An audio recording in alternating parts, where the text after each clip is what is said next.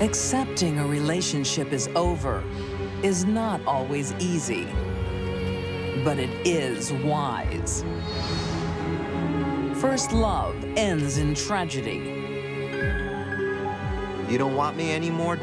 Well, no one's gonna get you. Bang. A broken promise ends with a bullet. He took everything from her, and for that, he had to pay. And a mom plays with her boy toy. You're a man. She'd mentally tortured him and got this narcissist stranglehold on him. For these deadly women, breaking up is hard to do. They're ditched and desperate.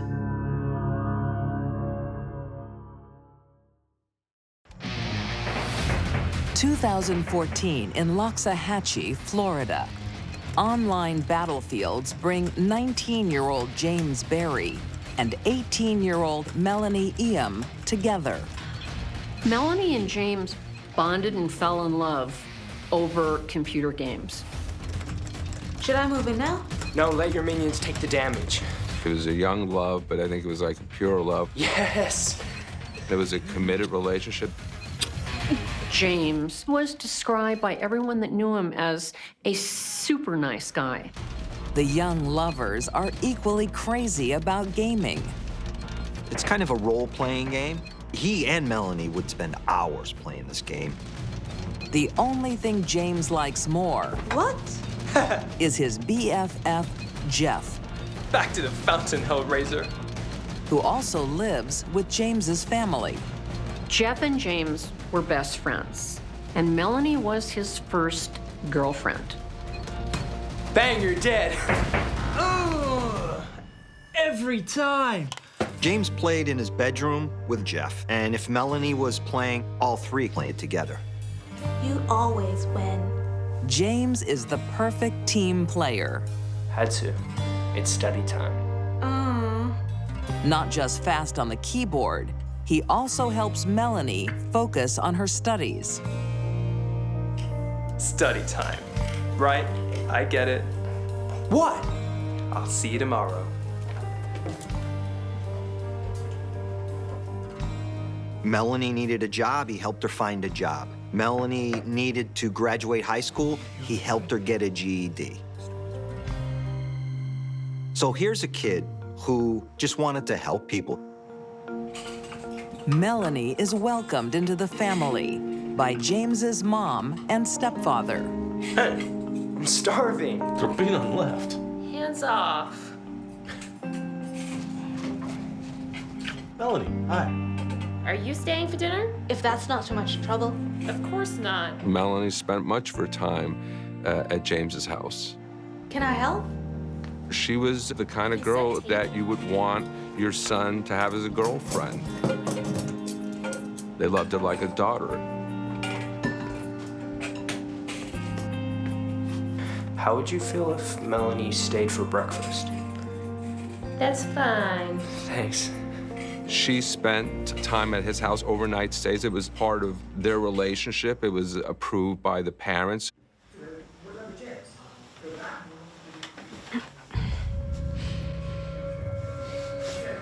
But with everyone under the same roof,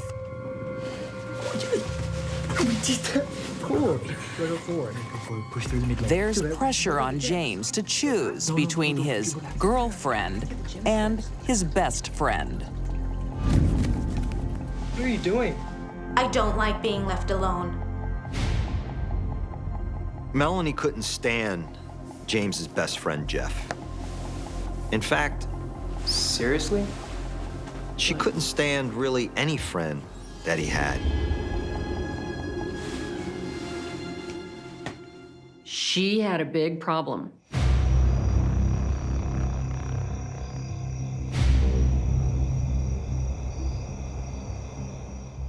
Mel, I think she's a bit crazy. I know she can be, but no, dude, she's dark. Like, real dark. I don't want to be around her. I love her. It is a bad sign when your friends don't want to be around your girlfriend. That's a red flag for anybody. What is it about her that they don't like? They're getting a bad vibe from this girl. Why? Jeff has this huge fish tank with some very expensive fish in it. What does she do?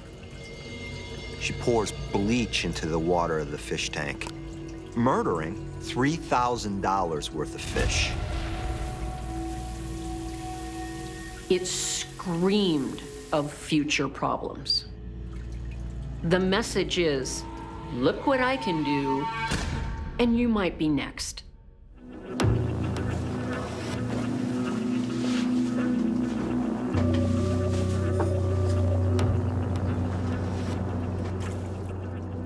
No.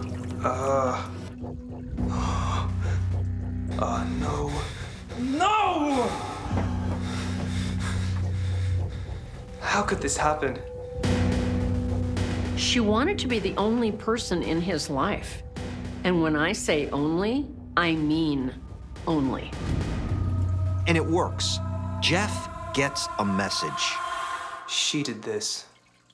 and he hightails it out of there. James, can we just talk, please? Jeff may have moved out, I just don't understand how you could do that. I'm sorry. but if Melanie thinks she has James to herself, she's in for a shock. Come on. Mel, take your bag. Take the bag. Mel, take it. If you leave me, I don't know what I'll do to myself. Mel, come on. Take the bag. I'll leave town. Yeah, that's probably for the best. Melanie had a big investment being seen as Come on, come on. a tiny, harmless, sweet woman. But inside was a colossal demon.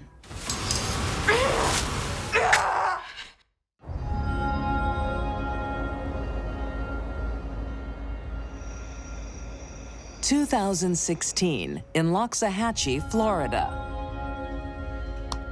Young love isn't running smoothly for 20-year-old Melanie Eam and her boyfriend, James Berry. Both are lonely and miserable after their breakup. A couple months go by and James is feeling, well, he's feeling lonely. So he calls her up and then he ultimately says, hey, why don't you come back? I can't wait to see you. Let's see if we can work this out. James was so nice, and he seemed to look at her through rose-colored glasses. Melanie is welcomed back into the family circle. It's good to have you back. I missed your food. Yeah. Thank you. She is good. Yeah. It's as if nothing has changed. It was really nice. Yeah. All right. Well, good night. Good night. And unfortunately for Melanie, nothing has. The night of November 17th, 2016, Jeff wants to come over. Who was that? Jeff's coming over. You don't have to see him. So you want me to go? Please don't start. Melanie could not tolerate being rejected. The friends play computer games into the night I know. What about the gym? until they have a virtual visitor. Look who just joined us. Hellraiser. Her choice of username was Hellraiser, and her avatar was a female devil holding her own bleeding heart out of her chest. That was the real Melanie. I'm gonna take that as my cue for a power nap. The virtual gate crashing is too much for James. It was a mistake to invite Melanie back. So he ends it once and for all. James broke up very gently with Melanie via computer chat. That's not so unusual, especially for young people. And it was very sweet. It was very sincere. He was just explaining, we've tried, and we can't do it. It's over with Melanie. Good choice. But it's not over as far as Melanie's concerned.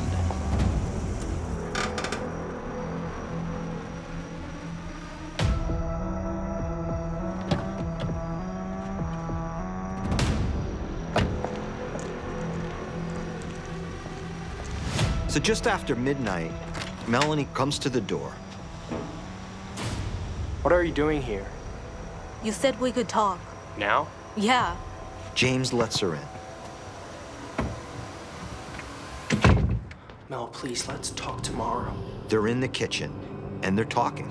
Do you love me? Honestly, no. She becomes enraged, opens the drawer, pulls out a 13-inch kitchen knife. Mel, come on. It's almost like she was inside that online game, and she was one of those characters, and she was destroying this man. Melanie slashes 6 superficial wounds as James tries to protect himself. Melanie had 6 times to say to herself, no, I'm not going to do this. This is wrong. She didn't. She was working up the courage to plunge the knife in his chest. This man she claimed to love so much, she stuck a knife into his heart. You don't want me anymore, James? Well, you know what? No one's gonna get you. Bang. Melanie takes off after this savage attack. James rushes down the hall as fast as he can. James? He drops to the floor. The knife falls out of his chest. Help! Help! If he doesn't get help soon, he's dead. James! Call 911. Get him on the bed.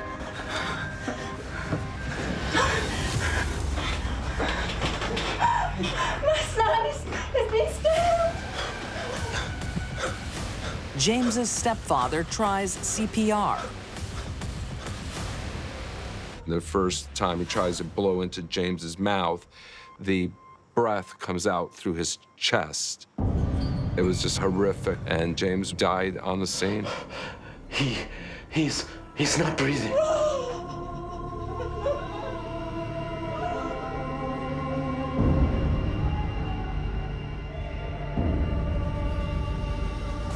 There's no mystery to this tragedy. All thoughts turn to James's girlfriend, the fish tank, the separation, and the chat room breakup. We wanted you to come down to the station. No. Well, will you talk to us here?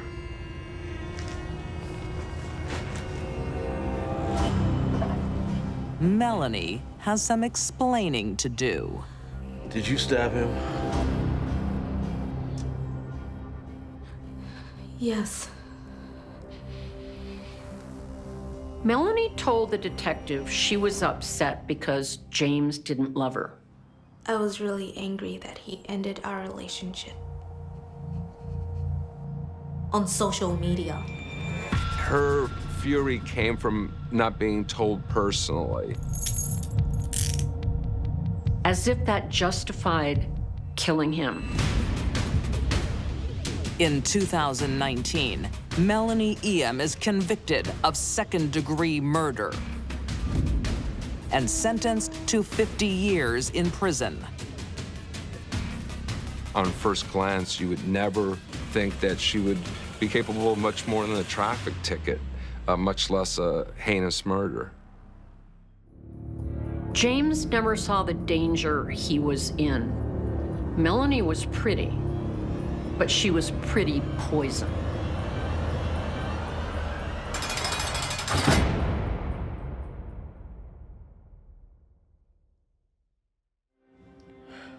She lost everything. I'm not discussing it. It was revenge. I want you dead forever.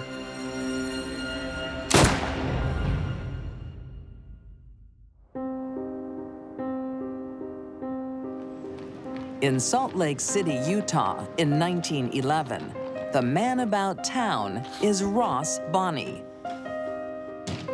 Ross Bonney was a well-known guy in Salt Lake. Welcome to the Raleigh. Wow, hello. A really charming guy and had a successful career. The 31-year-old lawyer and hotel entrepreneur has help. Our housekeeper will show you to your room. 33-year-old Amy Hill. He would introduce people to her as the housekeeper. Here, let me. Oh, no, no, you shouldn't. Don't worry, it's part of the job. Thank you.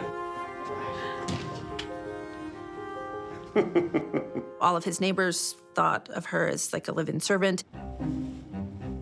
Behind closed doors, Don't stop there. Amy is much more than a housekeeper. Keep going. Don't treat me like a servant. I was only teasing, honey pie. The pair share a deep secret. This is not Amy's first rodeo. The term, he swept her off her feet, was coined when Amy met Ross.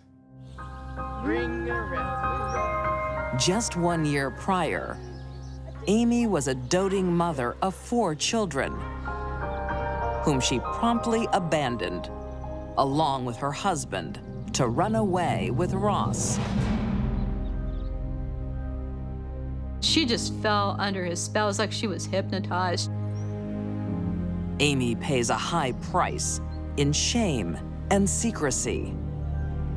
Women of polite society simply did not leave their families back then. Now she is paying the ultimate price for choosing a man over her children.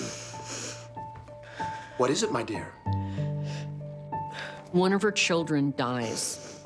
She's not even there to take care of her while she was dying or mourn for her. It is with great sorrow that I write to inform you that our beloved daughter has passed away after a short illness. I cannot even imagine the guilt that must have caused. Hey. It's not your fault. I gave up my children for you. It's entirely possible that Amy was thinking God took her daughter from her as punishment for what she was doing. I know. It's time for Ross to repay his lover. For Amy, only marriage will do. And we will be married. Do you mean it? Ross promises to make it right. Once he establishes his law practice. I'm afraid I'll end up homeless. He really got himself together, and he became a well-respected, wealthy lawyer. That is not gonna happen. Really? Judges liked him, the lawyers that he worked with liked him. Trust me. And his clients like him too. A long line of vulnerable divorcees. Ross was very successful as a divorce attorney. He really was quite good. And he would do anything it took to win. I'll see you next Tuesday. Okay. Hey. My 2 favorite gals. Darling. Ross may be distracted, but his family isn't. Winnie and I had a great day. I can see that. Just wait until you see Amy's new outfit. My dear sister, you are a bad influence. She bonded with them, in particular his sister Winnie, Well, look at you. who seemed to like Amy very much. And what else we got here? Ross's siblings loved Amy. They wanted him to marry her. But as the months drag on, there's still no ceremony. In fact, Ross spends more time in his practice than with his would-be wife. He'd moved up in his life. He had more opportunities as a lawyer than he did before.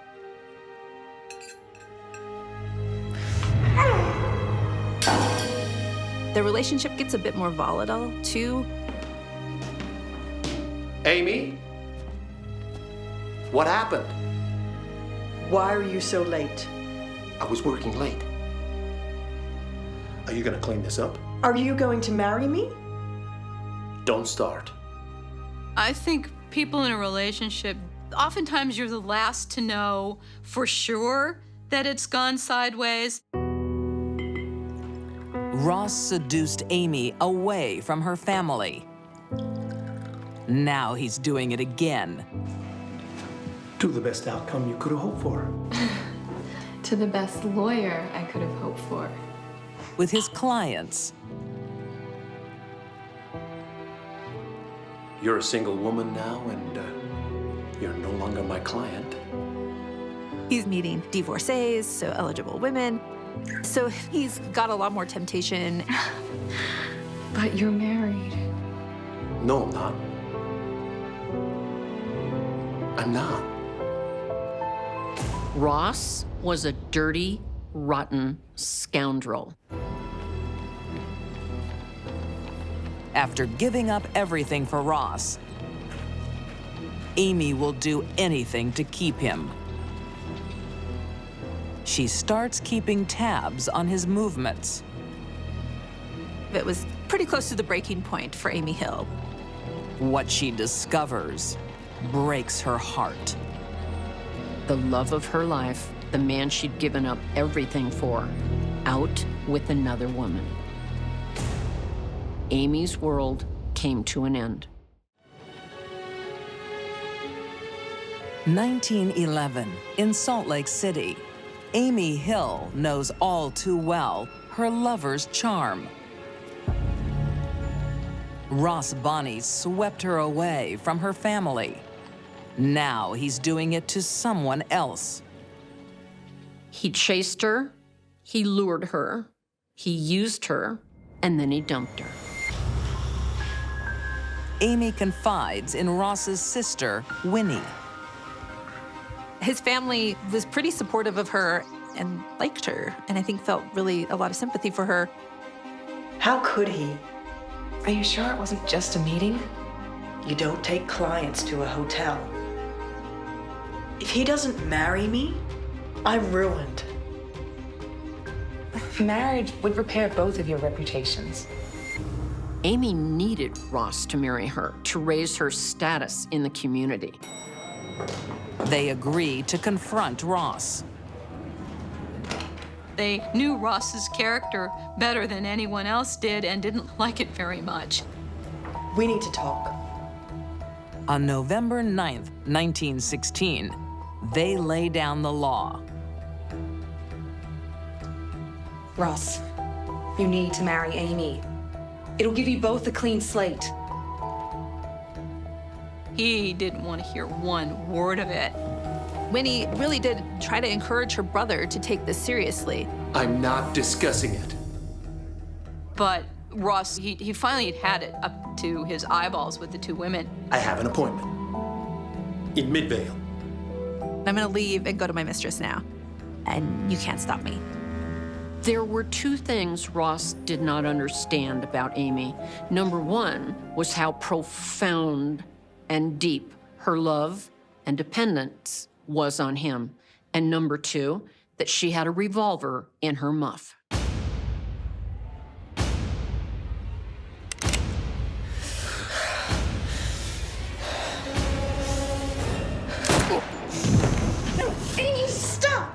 Winnie, Ross's sister, tried to grab the gun out of her hand. Amy, no! Stop! But she was determined. This is pretty cold-blooded, really. She stands over him and pumps another round into his face. I think the first shot was anger and revenge. Oh my God. Oh my God. Help! And the second shot was, I want you dead forever. There will be no marriage, no restored reputation, no bright future.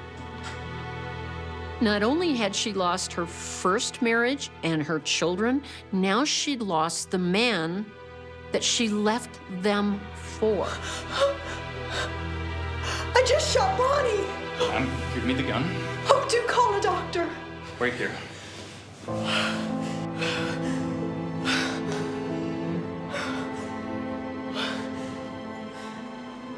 Amy doesn't run. I'm gonna leave that. She surrenders and is arrested immediately. Her adventure is over. Amy killed Ross on the exact anniversary date, 5 years of losing her family. That was not an accident. Ross ruined her life, and he had to pay. Did you love him? Of course.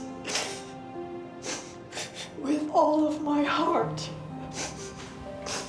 Contemplating the rest of her life in prison, there's only one chance Amy has left. I'm Ross's sister. Sympathy. His own sister, who watched him be murdered, shot in the head, is a witness for the defense. I'm surprised that you two are still friends. Amy was pushed too far. She just seemed like a broken person. And that also played in her favor in the courts. In 1917, Amy Hill pleads guilty to involuntary manslaughter, but receives only 9 months in prison. 9 months? Is that possible? Okay, ladies, look this way, please. For some, even that is too long. Good, keep looking at the camera. Amy is released after just 2 months. So, how does it feel to be free? I'm so grateful to everyone who supported me.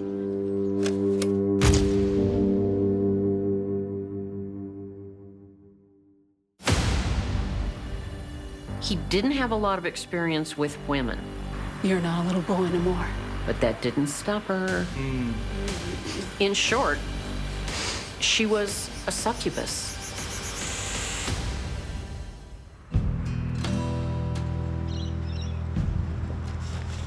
In 2011, volunteering and school drop-offs keep middle-aged mom Kathy Preston on her toes around Kingsland, Texas. Thank you. But the 43-year-old always finds time to look for men. Joe, you're a godsend. No problem. Age is no barrier. Hey, Kathy. Hi. Got my boy working hard? He's so helpful. Joe was in the same high school band class as one of Kathy's daughters. There was a 23-year age difference between Kathy and Joe, but that didn't stop her. You're not a little boy anymore. Joe reconnected with Kathy Preston after he had come back home from a brief stint in a vocational school and was living with his mom and dad, looking, I think, for what he was going to do with the rest of his life. Just here. Just here. Thank you. Could you do one more thing for me? For my back? Yeah, sure. 20-year-old Joe Hernandez is no match for Kathy's womanly ways. Is that better? That's good. I think it just titillated him. That's great. And he went along with it. He was very vulnerable and naive because he didn't have a girlfriend. I should probably go. My mom's expecting me. You're not a little boy anymore. He was interested in girls at school. You're a man. But there was never any relationships. So Kathy was his first girlfriend.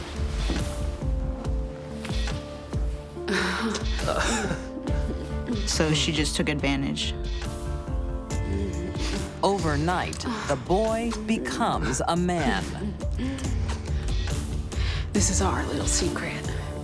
Joe, being almost 20, he wanted to get out of the house. Didn't want to be with his parents that much. And soon after, the boy becomes a live-in lover. He just got up and left and decided to just live with her. He's gone! My parents didn't approve of it, but they really couldn't do anything about it. It was his choice. In a whirlwind, Joe's life is turned upside down.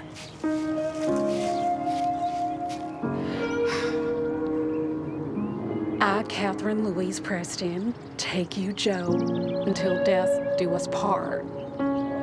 Before he knows it, he's a married man. She got him to marry her in a ceremony that just simply was a game. He didn't know that. They exchanged rings, but Kathy had no pastor present. Kathy isolated him. Joe's parents were devastated. How could she? She was my friend. The fact that it was somebody who had known their family since Joe was a little boy, it was hard for them to cope with it. Joe's parents know Kathy has a past. Their son is just the latest in a long line of lovers. Kathy went through men like a 6-year-old goes through an amusement park. But the revolving door of men isn't just for kicks. It's for income. Kathy didn't infuse her relationships with love. She just tried to get what she wanted. And she saw that the easiest way she could make money was to have babies.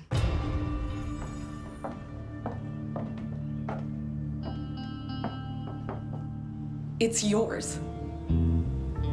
Kathy used men to get pregnant so that she could get the child support. But we were only together one night. That's all it takes. You have to support this child. Of course. To ensure multiple streams of income, Kathy diversifies her investments. In a matter of 11 years, Kathy had 5 children by 4 different men. Here, Jane I. That's because we're having twins. Twins? Kathy Preston did thrive on multiple sources of child support from the different fathers, and that was her main income staple. In short, she was a succubus. Look it up, people. But Kathy's investments aren't the only thing maturing. After she hooks Joe, she discovers she's lost her fertility. Kathy had entered menopause and was no longer able to have children. She also saw that her children were getting older, and pretty soon those child support payments would come to an end.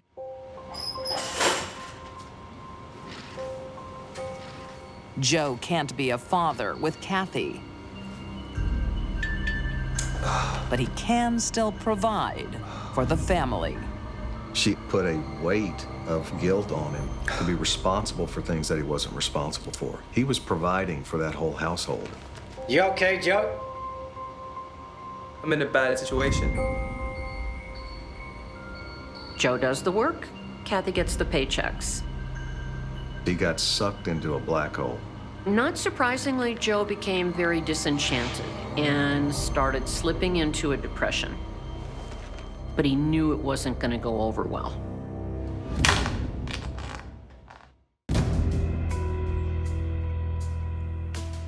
"23-year-old Joe Hernandez reaches out for help in Kingsland, Texas. I just remember the little conversation that we had. He didn't sound like he was happy. Hey, sis. Hey, Joe. Did you talk to Mom and Dad? He wanted to come home, but she had too much control over him. Yeah, I spoke to them. Are they mad at me? No, they're not mad. They just want you to come home. Joe wants to leave his domineering wife, Kathy Preston, but she calls the shots. I'm moving out. No, you're not. You're my husband. You made a commitment. She'd mentally tortured him for a couple of years and got this narcissist stranglehold on him. He was drained emotionally, he was drained financially. Well, it's not working out. This isn't how things usually roll for Kathy. She decides who comes and who goes. If you have control over somebody, you're gonna react big. So, yeah, she did react really big. On August 26, 2014, Kathy has a solution. Kathy decided to express her feelings.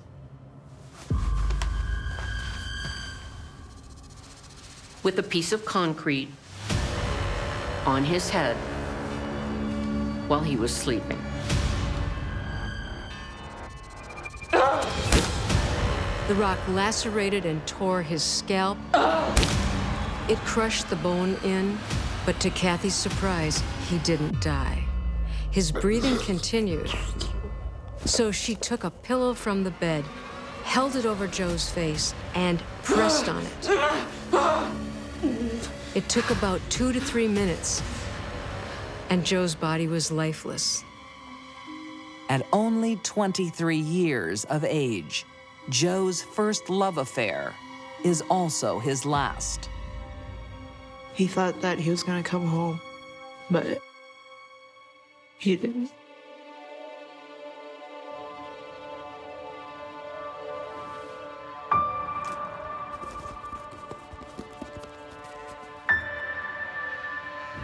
Kathy was good at getting pregnant, but she wasn't good at pulling off a murder.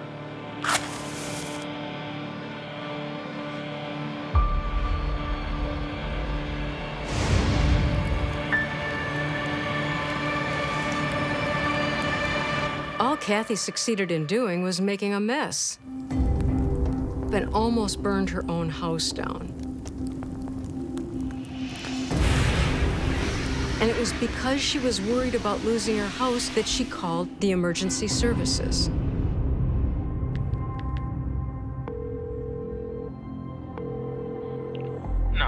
What's your emergency? I kind of got a controlled burn going on. Strangest 911 call I've ever heard. What kind of fire is that, ma'am? I don't know how to answer that. She was just dislodged from reality.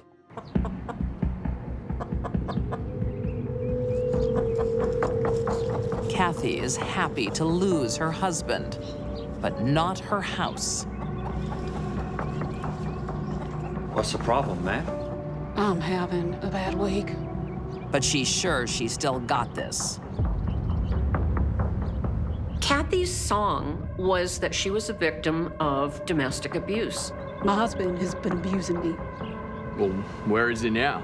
He's on the bedroom floor. But there was never any evidence police could find. He hit his head on a rock. He wouldn't hurt anybody. He wouldn't hurt a fly. It wasn't enough that she killed a young man. What the hell? Oh my God. She tried to besmirch his reputation just because he wanted to leave her. Forensic evidence is unmistakable. They knew that she had smothered him. The medical examiner ruled the cause of death as suffocation associated with head injuries. He ruled the manner of death as homicide. In 2016, Catherine Preston is convicted of murder. Her sentence, 45 years in prison. This particular crime is a classic example of a stupid narcissist way out of their league. The only thing in the world that's important is what they want. Kathy saw men not as people, but as assets, to be traded and cashed in whenever she wanted. And when an innocent young man didn't play along, I'm moving out. she liquidated him. She just used him up until there was no other benefit that she could get from him, and then she killed him. I forgive people, I would say easily, but what she did was wrong. She's a bad person.